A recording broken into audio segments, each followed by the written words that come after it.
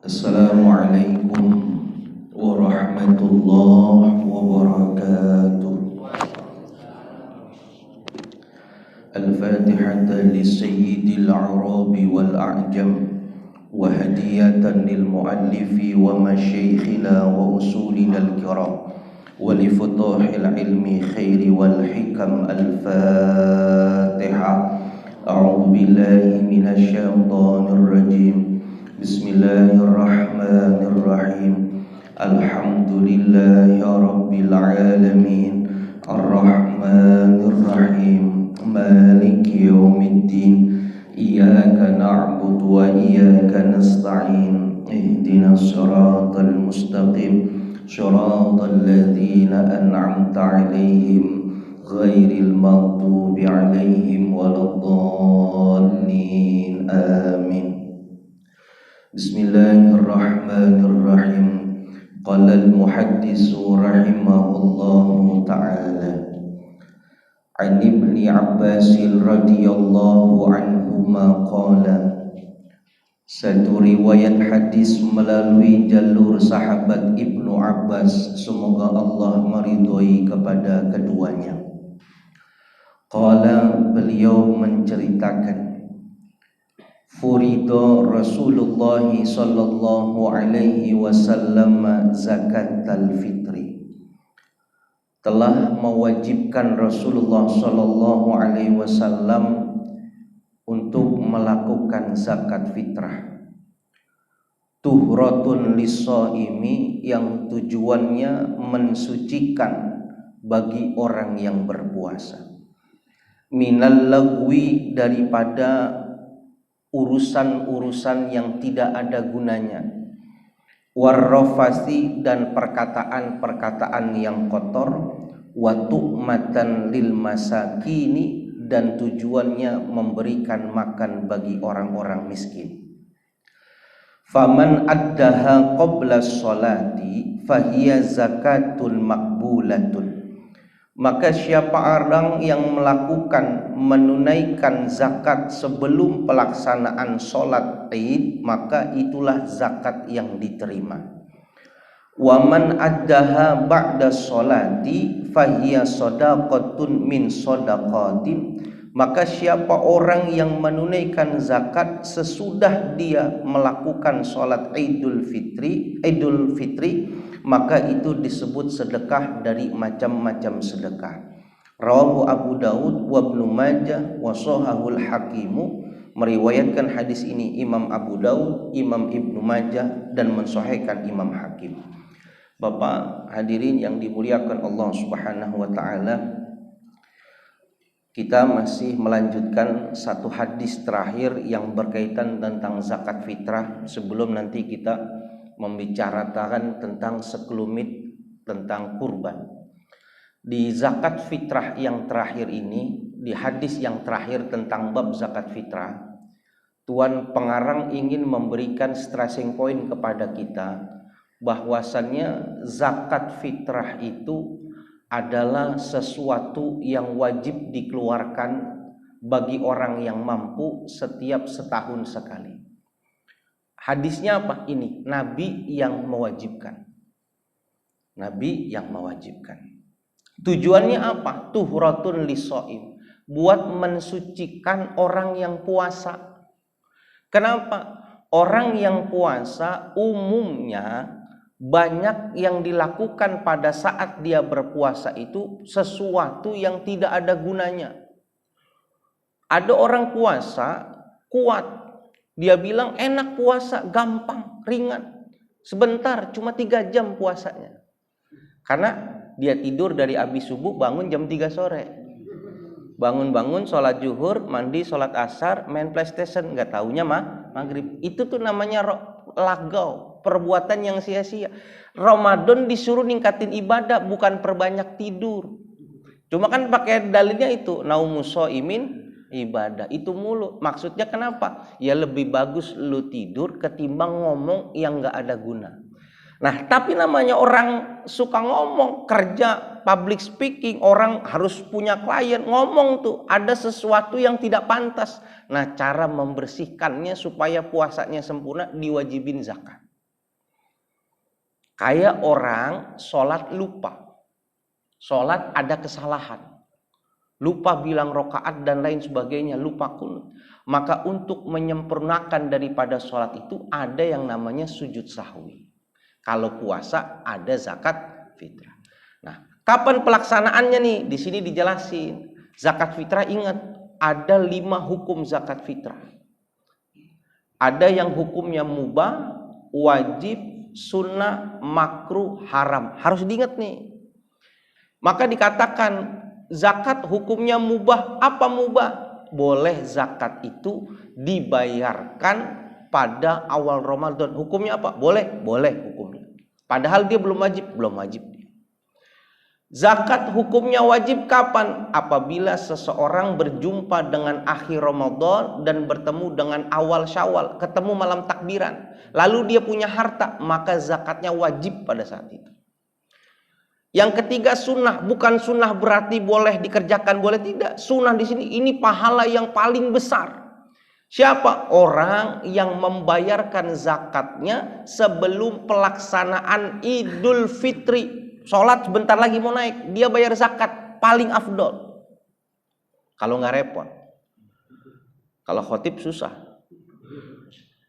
Yang keempat, hukumnya makruh, dibenci. Orang yang bayar zakat dimulai dari selesai sholat Idul Fitri sampai ketemu maghribnya, itu makruh, ditunda-tunda. Udah lewat nih 1 Syawal, maghribnya udah lewat, dia lupa bayar zakat di sini nih, maka orang tersebut wajib tetap mengeluarkan zakatnya, tapi itu bukan zakat, tapi apa? Sedekah. Hukumnya dia berdosa. Makanya siapa orang yang bayar zakat sebelum pelaksanaan Id, yang tadi tuh, yang mubah, yang wajib, yang sunnah, ini dapat pahala zakat nih. Dianggapnya orang yang melaksanakan kewajiban. Tapi kalau orang yang melaksanakan sesudah lewat waktunya, maka itu dianggapnya sedekah di hadapan Allah. Dia dosa tuh kalau ditundanya sengaja-sengaja. Bisa dipahami di sini? Paham ya? Baik, kita tutup kajian hadisnya, kita coba bahas tentang udhiyah, tentang berkurban. Nanti kalau ada yang mau ditanyakan silahkan dipertanyakan. Kitab yang saya jadikan rujukan ini kitabnya namanya As-Simarul Yani'ah fi Syarhi Ar-Riyadul Badi'ah. Ini kitab sebenarnya udah hatam di sini nih. Dulu orang tua saya yang baca, Pak Rismadi pernah ingat dulu. Nah ini cuma karena sekarang model baru lagi nih, artinya banyak lagi gimana, mungkin lupa, makanya saya ulang. Barangkali ada manfaat di waktu ini untuk bisa mengambil tentang kurban supaya kita berhati-hati. Orang yang mengurusi kurban, dia adalah orang yang pertama masuk surga. Orang yang ngatur zakat, yang ngurus kurban, itu orang yang pertama masuk surga. Kalau benar. Kalau benar. Tapi kalau dia salah, maka dia orang yang pertama masuk neraka. Kenapa? Salah dia. Zakat kan kita udah jelasin kan kesalahan amil. Nah, sekarang kita jelasin tentang berapa kesalahan tentang orang yang ngurusin kurban. Nggak gampang ngurusin kurban. Ada aturannya. Nah, kitab yang kita baca adalah kitab As-Simarul Yani'ah. Maka kita mulai pertama begini. Kapan disyariatkan berkurban? Syariat berkurban itu pertama kali dilakukan sejak masa Nabi Adam. 18 abad sebelum Masehi. Mana dasarnya? Di situ ketika Nabi Adam memerintahkan Habil memotong hewan kurban, itu tradisi kurban itu udah ada. Tapi mulai terkenal itu pada masa Nabi Ibrahim. Jadi viralnya masa Ibrahim. Tapi syariat kurban sudah ada pada masa Nabi Allah Adam alaihi salatu salam. Kita doang yang apa ya? Yang geger tuh masa kekinian. Kata Nabi Adam dari dulu udah kurban. Gitu. Nah sekarang kita ditanya, ente udah kurban belum gitu? Udah setiap tahun korban perasaan. Nah itu masuk kurban apa bukan tuh? Nah nanti kita lihat definisinya singkat, tapi Bapak bisa jawab semuanya. Nah ini sejarah kurban dari Nabi Adam, populer Nabi Ibrahim, jadi syariat bagi umat Nabi Muhammad. Nah apa itu kurban? Mayubzahu minan na'ami taqarruban ilallahi ta'ala min yaumil idi ila akhiri ayami tasyrik. Nih, gampangnya begini. Hewan kurban adalah binatang ternak yang berkaki 4, yang wajib dizakati, yang disembelih karena Allah pada waktu yang ditentukan, yang terakhir pada cara-cara dan syarat-syarat yang diajarkan. Kalau udah paham itu semuanya gampang. Saya ulangin sekali lagi. Binatang ternak berkaki 4 yang wajib dizakati, disembelih karena Allah, taqarruban ilallah, lalu pada waktu-waktu yang sudah ditentukan dan syarat-syarat yang harus dipenuhi. Itu doang, 6 doang. Maka kalau ada orang tanya gitu, boleh enggak? Ini kan masa susah nih, Covid naik lagi. Sapi harganya 30 juta. Ah, udah dah, saya nggak beli sapi. Uang 30 juta saya bagiin aja setiap orang 1 juta, 1 juta, 1 juta. Tapi niatnya itu kurban. Kira-kira sah apa nggak sah? Sah apa nggak sah? Yang kompak. Ini baru satu PLN nih, belum satu Indonesia, nggak kompak. Sah apa nggak sah? Hah? Sah apa nggak? Nggak sah. Kenapa? Hewan kurban. Jadi korban perasaan termasuk sah apa enggak? Enggak, kurban. Enggak boleh main kasih duit. Nih, gua kasih duit nih. Gua kurban buat lu. Kurban buat lu. Enggak sah. Kenapa? Enggak ada darah yang dialirkan. Nanti kita pahamin aspeknya. Kenapa ayatnya la yanallahu luhumuha wala dima'uha. Ada orang zakat nih. Dia ternak, tapi ternaknya ternak ayam. Kira-kira mau dijadiin hewan kurban. Kira-kira sah nggak kurbannya? Sah apa enggak? Enggak. Kenapa? Kakinya berapa? Kakinya 2. Udah pahamin aja itunya. Pahamin itu, besok nggak pusing. Paham? Ada lagi orang ternak kuda. Kuda tahu kuda? Kuda liar. Ah, saya mau kurban pengen yang lain, Ustaz. Kuda. Kira-kira sah apa enggak sah? Sah apa enggak? Sah apa enggak? Ini satu PLN enggak kompak nih, kan udah dijelasin tadi. Tidak sah apa enggak? Hah? Sah apa enggak? Yang jawab sah, alasannya apa? Hewan ternak kaki 4. Yang enggak sah jawab alasannya apa? Enggak wajib dizakatin. Enggak ada zakat kuda. Maka boleh enggak motong kurban pakai kuda? Pakai zebra? Nggak sah. Makanya pahamin, jadi nggak pusing. Hewan yang dizakatin berapa? Ada 3 nih secara garis umum. Pertama onta. Ini onta nggak ada nih yang mengkiaskan onta, nggak ada. Udah beda diri. Ah, onta leher panjang sama jerapah berarti nggak bisa. Beda. Beda. Lu kiasnya namanya kias parah lu namanya. Nggak boleh. Ini satu nih onta nih, nanti dijelasin onta yang mana yang boleh dipotong, nggak sembarangan. Supaya kita benerin nih, mana ada akekah 1.200.000 nih, biar jelas kita. Karena akekah sama kurban sama kambingnya, jangan mau dibohongin. Ini satu nih, onta. Yang kedua sapi. Sapi dikiaskan sama kerbau, maka orang kurban sama sapi sama kerbau sah hukumnya. Pahamin dulu itu. Yang terakhir, yang keempat, kambing. Kambing ada 2 dalam kitab itu, dalam Islam cuma 2. Disebut dengan domba, yang satu disebut dengan kambing Jawa. Cuma 2 nih dalam kitab. Pahamin, kambing domba yang bulunya padat. Kalau kena hujan kagak lari dia. Kalau kambing Jawa badannya kurus, bulunya tebal, kena hujan lari. Mohon maaf, kadang-kadang jenggotan. Tapi bukan berarti yang jenggot kambing, bukan. Pahamin tuh. Nanti ketemu, Bapak boleh ketawa, tapi kalau Bapak ditunjuk, Bapak harus bisa jawab kitabnya. Makanya saya ulang pengajian di sini. Itu ya. Kuda boleh nggak sekali lagi? Nggak boleh. Ayam boleh ayam? Bebek boleh? Nggak boleh. Nah, itu pahamin dulu itu. Jelas? Nah, kurban tadi hewan ternak pertama. Berarti cupang nggak bisa dikurbanin. Ya kan nggak bisa kan? binatangnya berkaki 4, ya kan?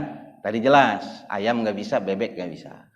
Lalu dia hewan yang wajib dizakatin. Nah, yang keempat nih, apa? Dipotongnya karena Allah. Saya punya temen nih di Pasar Bayuran, Aji Rahmat namanya. Aji Rahmat. Tanggal 10 Zulhijjah dia motong, kira-kira jadi nggak kurbannya? Lebaran Idul Adha dia motong, kira-kira jadi apa enggak? Jadi apa enggak? Jadi apa enggak? Lebaran nih Idul Adha selesai. Saya punya teman di Pasar Bayuran namanya Haji Rahmat, tukang kambing. Pas abis Idul Adha nih dia motong kambing, kira-kira jadi nggak kurbannya? Jadi apa enggak? Jadi apa enggak? Nggak jadi. Kenapa? Dia buat dagang motongnya, bukan takoruban ilau Allah, nggak boleh. Jadi harus niatnya berkurban. Jadi bapak saat itu walaupun hari tasyrik 3 hari, walaupun udah ada, tapi motongnya bukan karena niat kurban, nggak jadi motongnya. Tukang jagal itu nggak jadi. Jadi motong itu waktunya sudah ditentukan 4 hari ini. Kapan? Selesai sholat Idul Adha mulai jam 7, ya kan? Kalau besok Lebaran tanggal 10, tanggal 11, tanggal 12, tanggal 13 nih. Kapan 13 terakhirnya? Mau maghrib. Matahari mau terbenam tuh, baru terakhirnya. 4 ini nih. Nah sekarang nih, ini tanggal berapa sekarang? Tanggal berapa nih sekarang? Tanggal 6. Saya nih besok nih tanggal 7 mau motong sapi, niatnya kurban. Kira-kira sah apa enggak sah? Sah apa enggak sah? Tidak sah. Kenapa? Belum masuk waktunya. Hah? Belum masuk waktunya, maka nggak bisa. Nggak gini Pak, sebenarnya kitab itu cuma kitab ini terlalu panjang, bahasa nasarnya itu orang yang nggak biasa itu capek gitu. Tapi kalau disimpel, dibikin diagram kita gampang, jadi kita bisa jawab. Lu udah kurban? Udah, tanggal 7 kemarin. Wah nggak bisa, nggak sah. Sapinya bagus, gede, kalah punya Pak Jokowi gitu. Bodoh amat, lu tanggal 7 bego. Motong itu mulai tanggal 10 Zulhijjah, 11, 12, 13. Nah sekarang nih tanggal 14, hari tasyrik udah lewat. Udah bilang nih Bang Haji, ini bayarin nih kambing murah dah 1,5 buat kurban dah tuh. Bagus gede. Kira-kira motong tanggal 14 diterima apa enggak? Enggak diterima. Kenapa? Di luar waktu. Bisa dipahamin ya? Gampang kan? Nah, sekarang hukum berkurban. Apa hukumnya berkurban? Mazhab kita, mazhab Imam Syafi'i mengatakan hukumnya itu sunnah muakkadah. Sunnah muakkadah, sunnah tapi ditekenin banget. Dan 3 mazhab, Imam Syafi'i, Imam Malik, Imam Ahmad bin Hambal, itu hukumnya sunnah. Cuma 1 imam yang mengatakan wajib hukumnya. Siapa? Imam Abu Hanifah. Apa dasarnya Imam Abu Hanifah? Allah Subhanahu wa taala dalam surah Al-Kautsar mengatakan inna a'toina kal kautsar. Kata Allah, sesungguhnya kami sudah memberikan kepadamu umat semuanya Al-Kautsar, harta yang banyak. Bukan cuma mobil, uang deposit, bukan. Harta yang banyak, sehat, bisa melihat, bisa menikah, punya anak, itu harta namanya banyak. Makanya bentuk syukurnya apa? Fasholli li rabbika wanhar. Maka sholatlah olehmu, itu sholat Idul Fitri, wanhar, dan berkurbanlah. Fasholli, sholatlah, itu namanya fi'il amr namanya. Artinya perintah. Perintah dalam bahasa fikih namanya lil wujub, wajib. Maka mazhab Imam Abu Hanifah mengatakan hukumnya berkurban itu wajib. Kenapa? Fasholli di situ adalah bentuk fi'il amr. Beliau ditanya lagi, apa dasarnya lagi?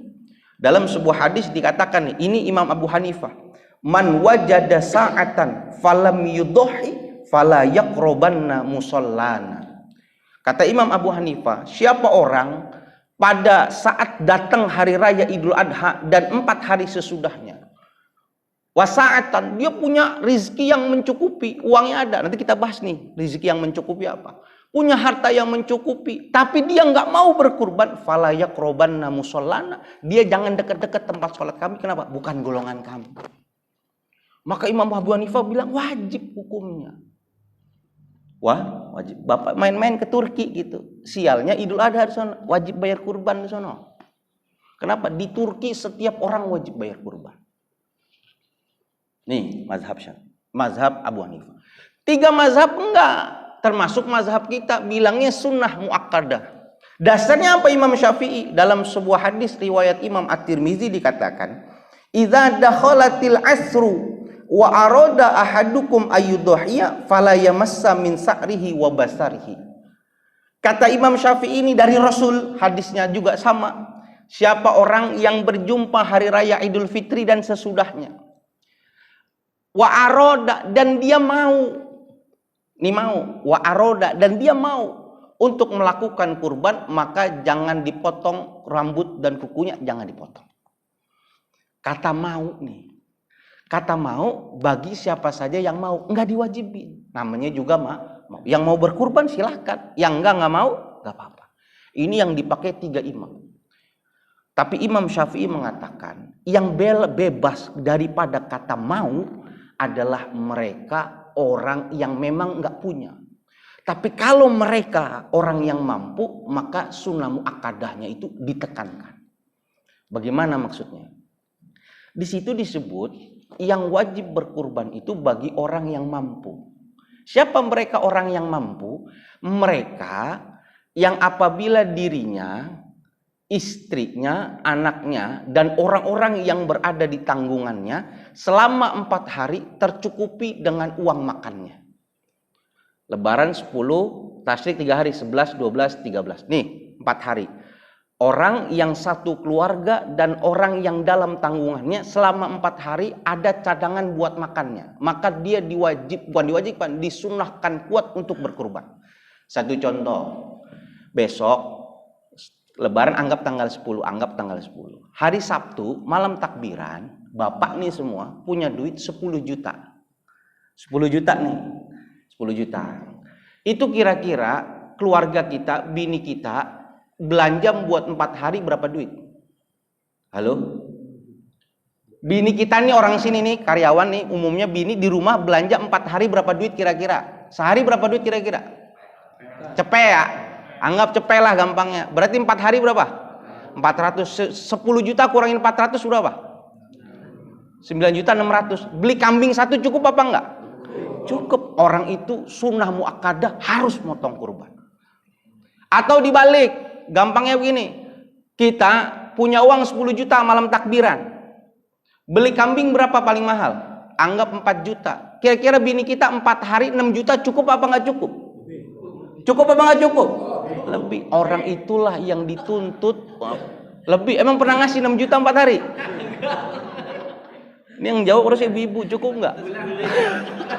Itu juga dipotong kreditan sama ini kan? Orang yang punya duit, sekiranya dia beli hewan kurban, ada, lalu 4 hari cukup buat belanja, orang itu yang kena sunnah muakkadah yang dikuatkan.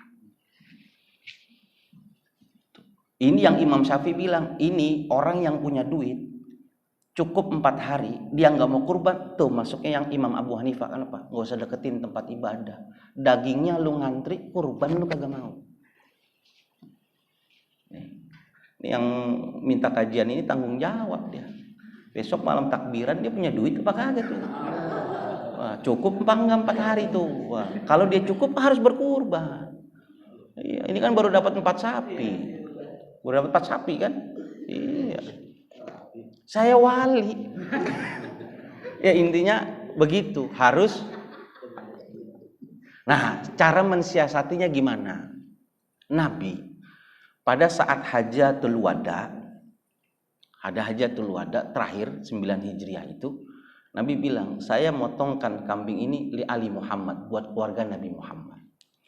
Supaya kita nih aman, tidak dianggap seperti orang yang tidak menjalankan syariat, bahkan dilarang datang ke musola. Kata Imam Syafi'i berdasarkan hadis itu, jangan sampai setiap satu keluarga setiap tahun nggak motong kurban. Nanti dia bagian orang yang makruh, tidak menjalankan kesunahan dia. Nggak boleh. Jadi sekarang kita satu keluarga, satu kakak.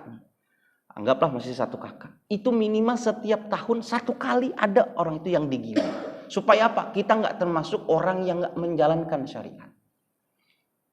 Bisa dipahami. Nah, lalu bagaimana orang yang ternyata memang nggak punya duit? Gimana punya duit? Gaji 6 juta, udah ditahan sama istri 5 juta. Kita dikasih pegangan 1 juta doangan. Ampe rokok aja kita udah dihitung tuh, sehari harus 6 batang. Nggak boleh lebih itu. Uang dipegang kas negara, kita nggak punya. Tapi kita nggak mau nih dianggap orang yang nggak menjalankan sunnah. Maka perlu kita melihat yang dilakukan oleh Ibnul Abbas. Makamnya di Taif. Apa yang beliau katakan? Kita orang yang nggak mampu dianjurkan untuk latihan berkurban. Latihan meneteskan darah. Caranya gimana? Beli ayam. Ayam jago dah, ayam jago. Berapa duit ayam jago? 150.000 dah. Hah? 150 ya? Udah ngambil untung berapa tuh? Ya, anggaplah 150. 150 nih hari. Iya. Belinya dari sekarang.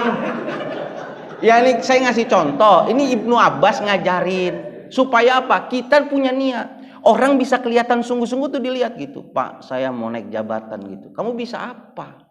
Dia tujukan ini, keseriusan dia nih. Pasti atasnya ngelihat, oh orang ini serius. Kita pengen berkurban, tapi uang nggak ada. Niat dalam hati, ya Allah, saya pengen kurban ya Allah. Tapi memang uangnya nggak ada. Kata Allah, beneran lu mau niat kurban? Beneran, tunjukin caranya apa? Itu beli ayam tuh. Beli ayam, apa? Buat latihan. Ini Ibnu Abbas yang ngajarin. Potong ayam. Ayam jago tadi tuh yang 150. Potong. Darah. Pahanya 1 kita ambil, sisanya sedekah. Tapi jangan bilang kurban, nanti dibilang sesat lagi. Oh, gurunya sesat tuh yang dibela. Enggak, ini latihan, menunjukkan kesungguhan. Mau bisa naik motor, tapi nggak mau belajar. Jatuh dulu, baru oh dia serius mau belajar. Mau bisa, tapi nggak latihan, percuma di hadapan Tuhan. Maka potong dulu. Mahal Ustadz ayam jago. Ayam negeri beli nggak apa-apa.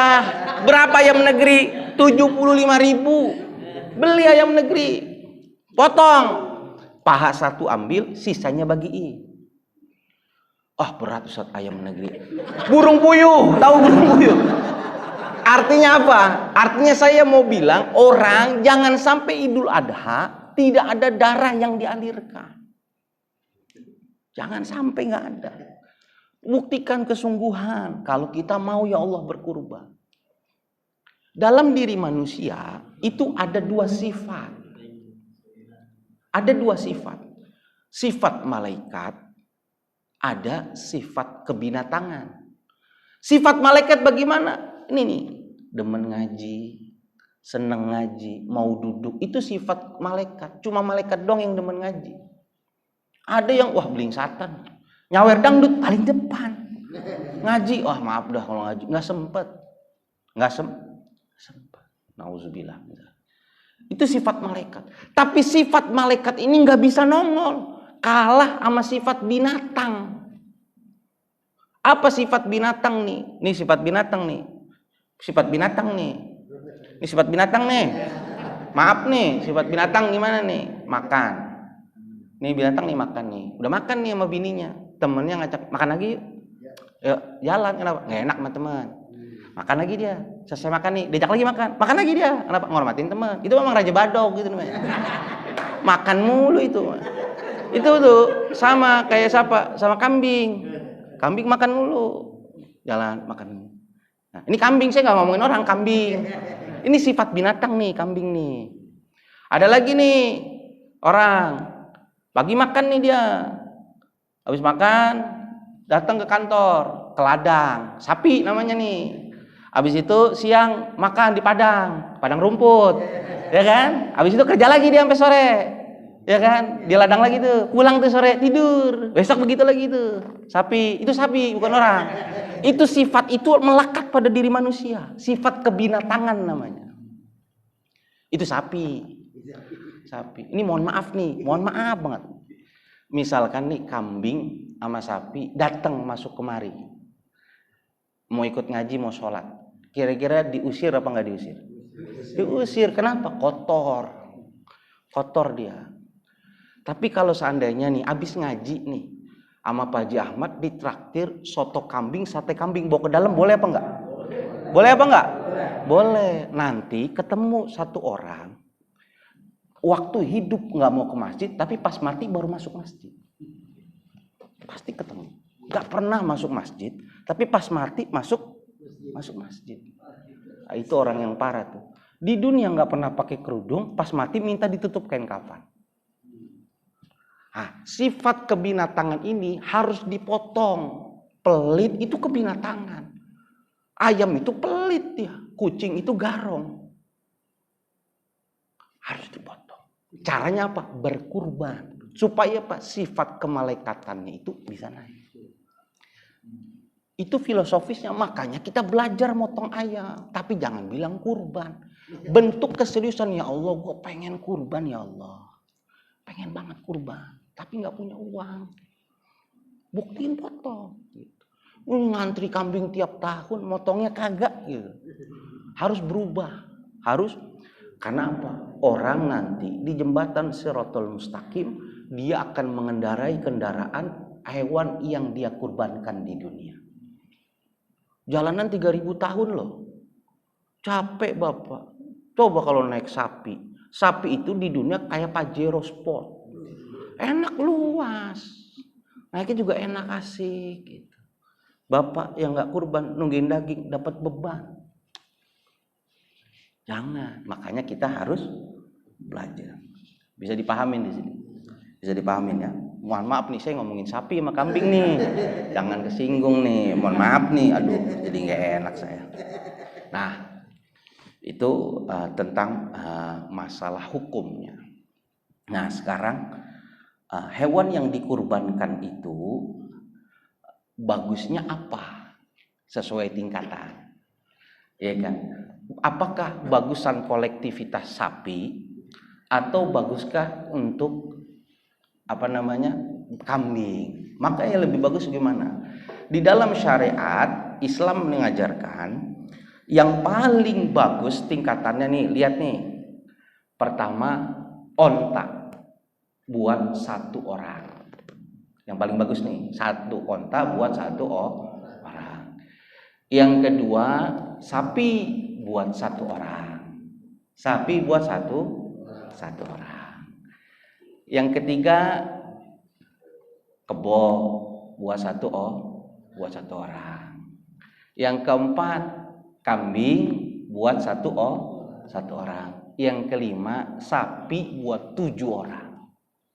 Sapi buat 7 orang. Sekarang kalau saya tanya, 7 kambing sama 7 kambing nih sama satu sapi, bagusan mana? Sapi. Berarti nggak ingat urutannya tadi. 7 kambing dengan satu sapi, bagusan mana? Sapi. Saya ulangin lagi nih. Bagusnya paling bagus berkurban ini nomor 1 onta buat 1 orang. Onta buat berapa orang? 1 orang. Yang nomor 2 sapi buat 1 orang. Yang ketiga kerbau buat 1 orang. Keempat kambing buat 1 orang. Yang kelima sapi buat 7 orang. Paham? Sekarang kalau pertanyaan saya balik, bagusan 7 ekor kambing apa 1 ekor sapi buat 7 orang? 7 ekor kambing. Karena apa? Sapi 1/7. Lu berkurban berapa? 1/7. Aneh, 1/7. Itu 1/7. Yang ada apa? Potong kambing 1. Dikatap dijelasin. Gitu. Ibarat kata begini, sapi gede nih, kita potong sendiri nih, sama seperti orang naik Pajero sendirian. Enak. Pajero, tahu Pajero? Sendirian enak banget. Itu sapi tuh sendirian. Tapi boleh ditempatin bertujuh, boleh? Boleh.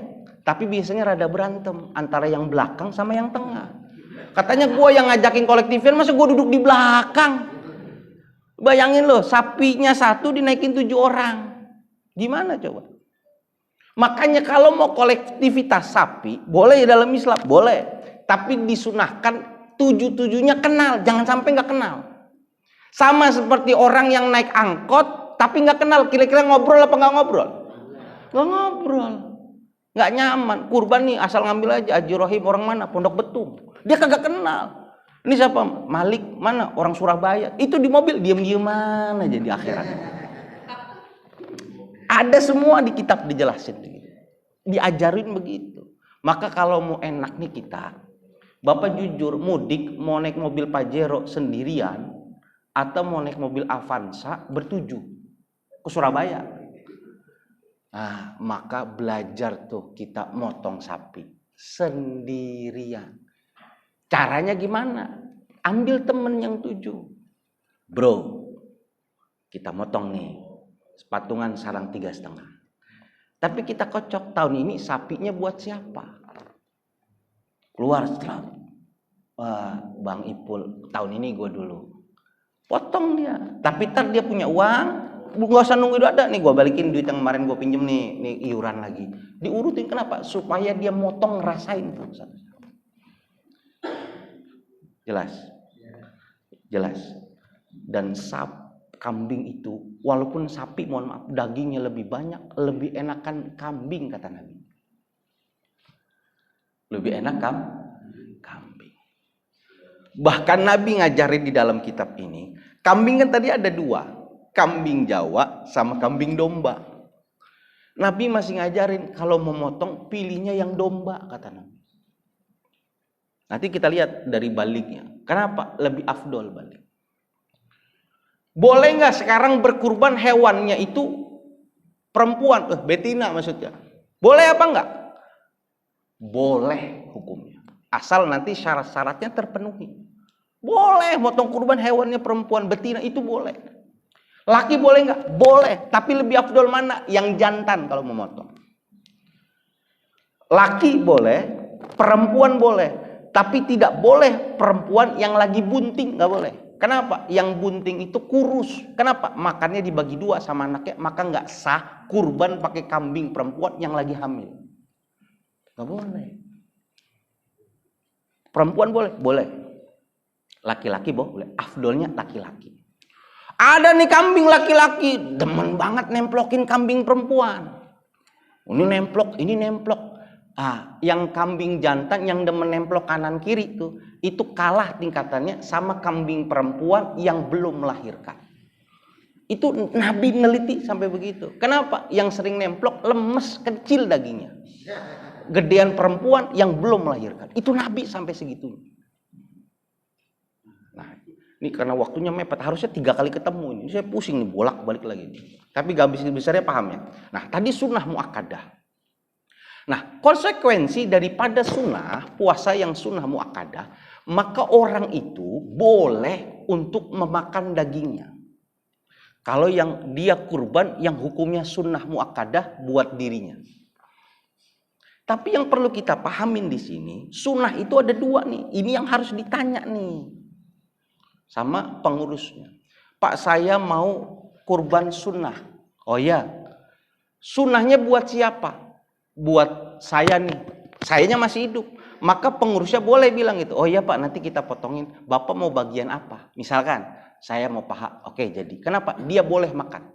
Orang yang berkurban boleh makan dagingnya itu paling banyak 1/3 dari kambingnya. Nggak boleh lebih. Tapi kalau mau bagus lagi, ngambilnya cuma luqmatan wahidah, asal secomot doang yang diambil sama hatinya, kabidiha. Nabi bilang kalau kurban jangan sampai hatinya nggak diambil, nggak dimakan. Kita makan, kita yang kurban.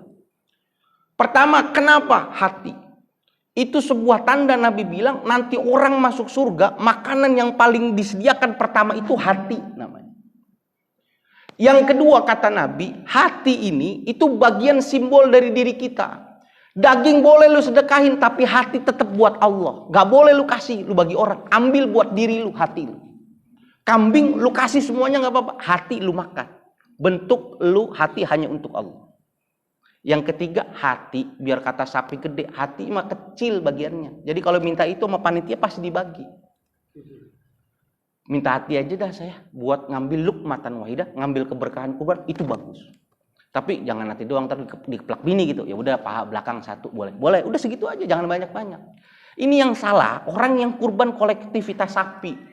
Sapinya 7 orang. Setiap orang ditanyain mau apa? Pahanya ini ya habis buat lu. Saya minta palanya, saya minta buntutnya, saya kaki sebelah kanan, kaki. Dan buat yang orang itunya apa? Makanya yang benar, kalau dia kolektivitas, lu bertujuh sepakatin dulu. Lu mau bagian yang mana? Sepakat nih, gua bagian kaki satu dibagi bertujuh. Itu yang benar. Bukannya, lu gua kaki sebelah kanan, gua kaki sebelah kiri, gua kepala aja mau buntut ini. Ya habis buat lu doang. Bisa dipahamin di sini? Nah, kalau sunnahnya buat orang yang masih hidup itu kita boleh makan paling banyak sepertiga. Sepertiga kita sedekah buat fakir miskin, sepertiga lagi hadiah buat orang yang kaya boleh. Sepertiga kita makan. Tapi kalau saya mau sunnahnya buat siapa? Buat orang tua saya yang meninggal dunia. Ini kan baru nih sekarang nih. Boleh nggak mengkurbankan orang tua yang meninggal dunia? Maka jawabannya 2. Ada ulama yang mengatakan tidak perlu, kecuali dia wasiat. Kalau dia wasiat, baru bikinin kurban. Neng, besok, Cung, besok kurbanin gua nih. Gua kan miskin dari dulu. Nah, kontrakan tuh ntar, abis lu jual, lu potongin kurban bakal gua. Itu namanya wasiat. Dia mati, kita potongin wasiat. Kalau wasiatnya, kita makan dagingnya, boleh. Tapi kalau orang tuanya nggak pesen nggak apa, dia mau bikinin kurban, maka orang yang bikinin kurban dan keluarganya haram makan daging itu walaupun hukumnya sunnah. Kenapa? Lita'azzuril izri, karena susahnya izin. Orangnya udah meninggal, kita bikinin nih. Engkong kita bikinin, mak kita lah kita bikinin. Dagingnya ada nih. Kita mau ngomong minta izin sama dia, datang kuburan, mak minta daging yang dikit. Kira-kira dijawab apa kagak? Kalaupun dijawab lari apa kagak? Nah, di situ kata ulama dalam kitab sebenarnya haram hukumnya. Jadi kalau mau nanya kambing sunnah, kita tanya, sunnahnya buat siapa? Orangnya masih hidup ya udah boleh. Tapi orang tuanya udah meninggal, jangan dimakan. Tapi pengurusnya jangan kebangetan galak. Lu nggak dapet, lu nggak boleh. Kenapa? Ini kan yang orang meninggal, lu nggak boleh, haram hukumnya. Iya, haram dari kambing yang itu. Kalau kita cerdas, ya nanti kita kasih, tapi dari kambing yang lain boleh. Jangan kebangetan kejam. Yang nggak boleh makan kambing itunya tuh yang nggak boleh tuh. Kambing yang kita niatin itu nggak boleh. Bisa dipahamin sih. Kalau yang jenisnya nazar wajib namanya. Kita bilang kalau nanti saya naik jabatan, saya pasti potong kurban. Maka itu jadi wajib nazar sehingga potongnya harus dan dia nggak boleh makan. Yang jenisnya nazar nggak boleh. Ini kambing kurban saya nih. Maka jadi nazar nggak boleh dia makan. Nggak boleh, hati-hati. Tapi kalau dia bilangnya cuma ini kambing kurban saya, bentuk jawaban dari pertanyaan orang, itu nggak jatuh nazar. Kita boleh makan di situ. Siapa yang nanya? Namanya ini Pak Edi, karyawan sini sekarang di mana? Lenteng Agung. 3 hari nanyanya begitu mulu. Saya suruh aja datang kemari, nggak nongol dia. Pertanyaannya lucu, pertanyaannya gitu. Artinya apa? Enggak gitu. Kayak dibenturin akekah sama kurban, itu pertanyaan enggak mutu. Sekarang orangnya belum akekah. Sekarang datang kurban, mana yang lebih dulu gitu. Orang bilang dah ustadznya, udah yang penting akekah. Enggak jadi kurban lagi dia. Ya udah akekah dulu ntar. Enggak motong juga, tapi dia besoknya nanya lagi kurban, bagusnya akekah apa kurban? Akekah, enggak motong lagi, sampai mati enggak motong-motong deh. Itu sesuatu yang enggak proporsional. Kalau ditanya, lebih baik akikah atau kurban dulu? Pertanyaannya, lebih dekat mana waktunya? Sekarang Idul Kurban, lebih baik Idul Kurban saja. Kenapa? Idul Kurban waktunya cuma 4 hari. Tapi kalau motong akikah bisa kapan saja. Yang kedua, ingat kewajiban akikah itu kewajiban orang tua.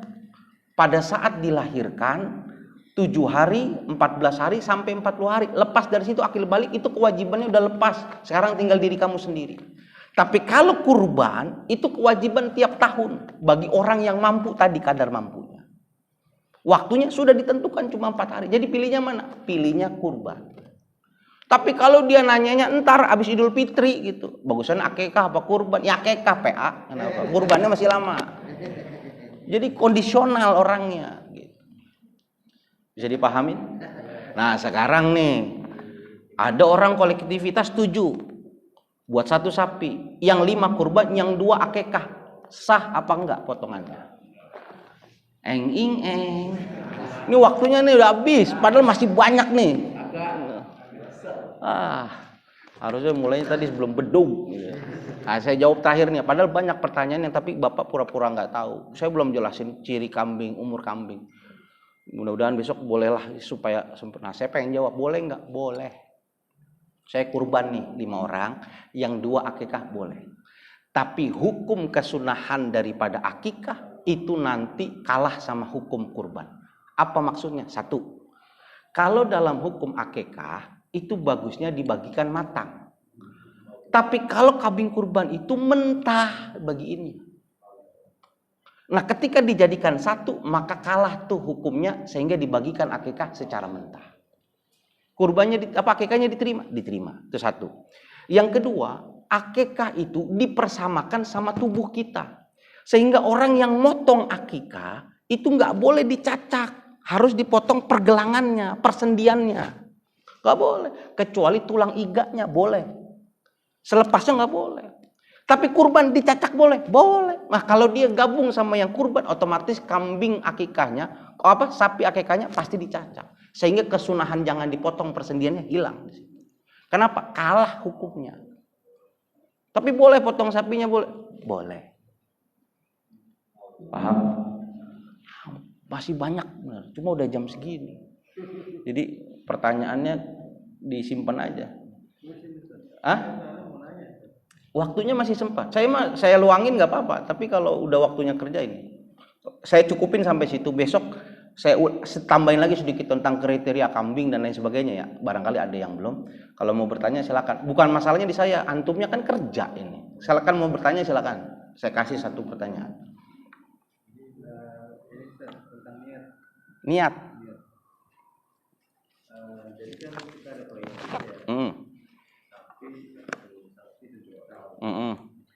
Yang 6 itu niat atas nama sendiri. Ya. Yang 1 atas nama keluarga. Yang 1 atas nama keluarga. Iya. Ya. Udah itu aja. Nah, sekarang anak SD suruh patungan 1.000 rupiah. Siswanya ada 4.000, 4 juta. Dia beliin kambing 1. Pahalanya buat 1 sekolahan. Benar atau tidak? Jawabannya boleh nggak begitu? Boleh. Tapi tujuannya bukan kurban, pembelajaran kurban. Yang 6 diterima karena apa? Memang sesuai dengan poksinya. Yang 1 dianggapnya orang yang belajar kurban. Kenapa? Orang Islam itu harus muslim.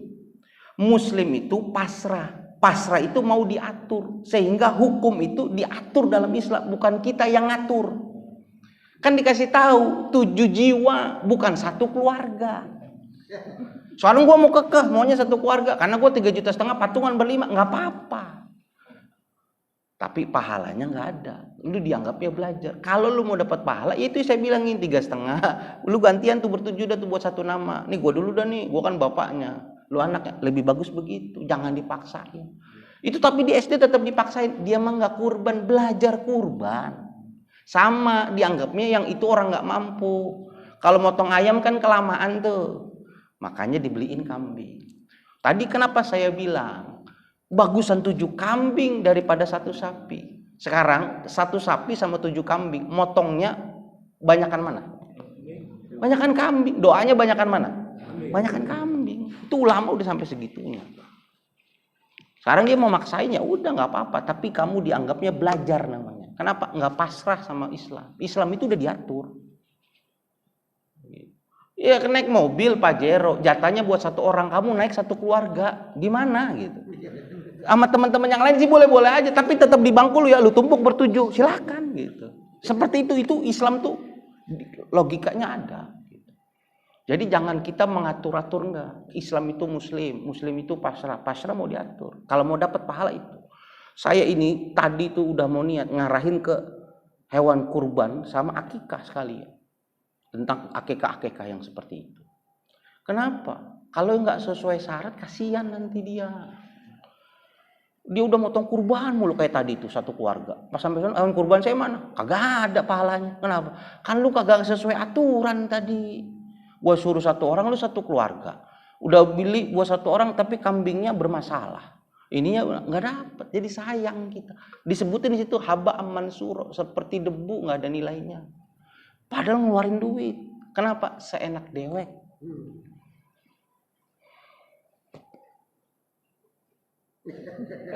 Assalamualaikum warahmatullahi wabarakatuh.